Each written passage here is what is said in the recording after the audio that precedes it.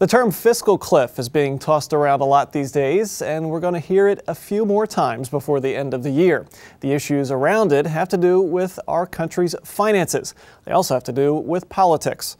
Someone who knows a little bit, a lot about both is former Senator Ted Kaufman. He's our first person this week, and we welcome him to First. Thanks for being here. Mark, thanks for having me. So you're not in Washington anymore, but sort of help us, guide us through what this is all about. Why is it so hard to fix this?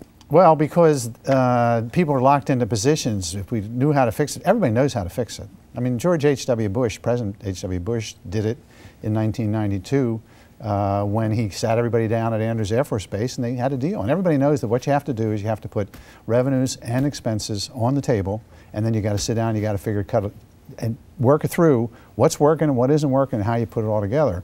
And that's what we did in 1992. Now remember, President H.W. Bush lost re-election, and one of the big reasons he lost re-election was because during at his nominating convention he said, "Read my lips, no new taxes," and then he broke that pledge and he lost re-election. So there's a clear message being sent to a lot of, especially our Republican colleagues who signed on to this pledge, that we cannot increase taxes and we cannot even increase revenue.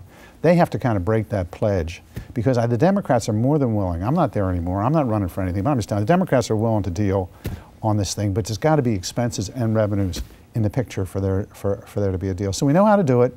We just have to get everybody to the point where they'll step across the line. And I think you're starting to see now, for the first time, Republican members of the House and Senate coming forward and saying, look, this acts to be shambless. He made the pledge 18 years ago. He said, that's 18 years ago. He said, the example he used was, he said, if we were going to war with Japan, it doesn't matter what pledge I'm in, I'm going to go to war with Japan. So I think it's important for the people of Georgia that I look at this thing and deal with the deficit. And if the deficit requires some tax increases, and it probably will, then I'm for it. So we're starting to see that movement. Once we get that, it'll settle pretty quickly.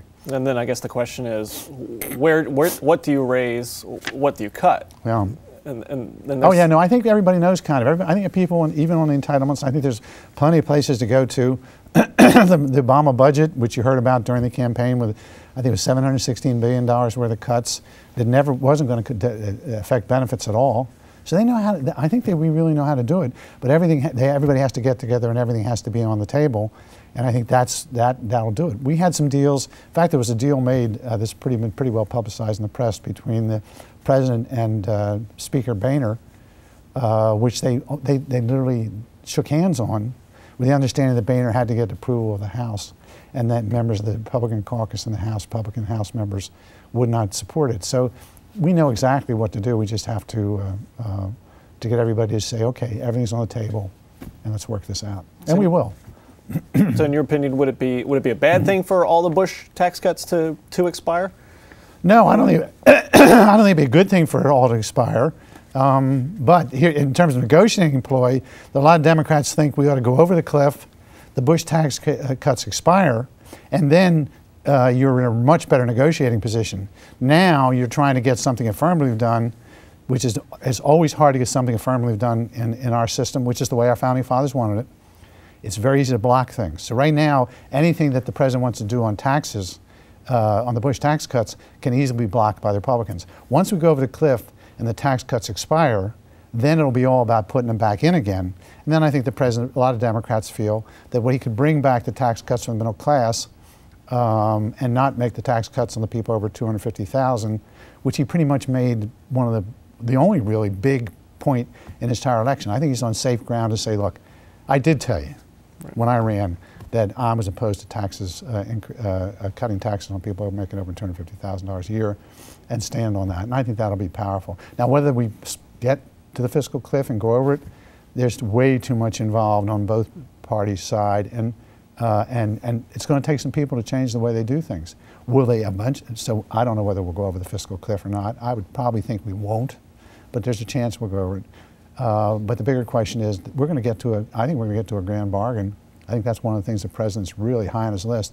Let's get a grand bargain, put the whole budget thing behind us, and let's move on. We've got a lot of really, really big problems. This constant back and forth on the budget doesn't give confidence in our markets, doesn't give confidence in international markets, and I think he really is committed to do that. And I think the leadership, I think John Boehner, the Speaker, wants to do it.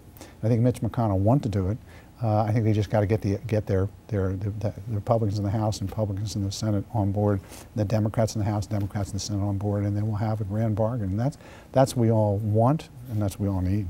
One of the things we heard talked about a lot during the election campaigns, there's too much regulation, or there's not enough regulation. And a lot of your time when you were in the Senate dealt with financial regulations. Will DoddFrank survive, and should there be some modifications done to it? Oh yeah, DoddFrank will survive. It would have survived if, contrary to what Mitt Romney said, it would have survived with Mitt Romney. There's no way you can get the votes to repeal Dodd-Frank. But I don't know, it has to be changed. I mean, there's lots of things that, I supported it in the end, and I supported the president and the vice president, as everybody knows. But I had some real problems with Dodd-Frank, and a lot of things were in Dodd-Frank. A lot of it had to do with the fact that we passed a lot of the important decisions on to the regulators. We didn't solve it in the Congress. One of the big things I think is important was after the financial crash in 1929, in 1933 we set up a thing called the Pecora Commission, which took a look at everything that was going on, and then we passed a law called Glass-Steagall, which basically said banks could not be in the commercial banking business and the investment banking business. If you wanted to get FDIC insurance, if you want to have your deposits insured by the federal government, then you had to not get into the risky business. So you were a commercial bank. A business that didn't make a whole lot of money, but it was good money and it wasn't a whole lot of risk. And then left the investment bankers the idea of, I'm going to go to the high risk, high return. Then in the 90s, through a series of rules, and which the Clinton administration was complicit, it was Democrats and Republicans, we eliminated Glass-Steagall. And then after that, we got banks involved in very risky investments, commercial banks involved in very risky investments, credit default swaps, revenue mortgage-backed securities, and all these things which led to the financial crash. And I thought then, and I think we will eventually, we've got to go back to Glass-Steagall, separate the two.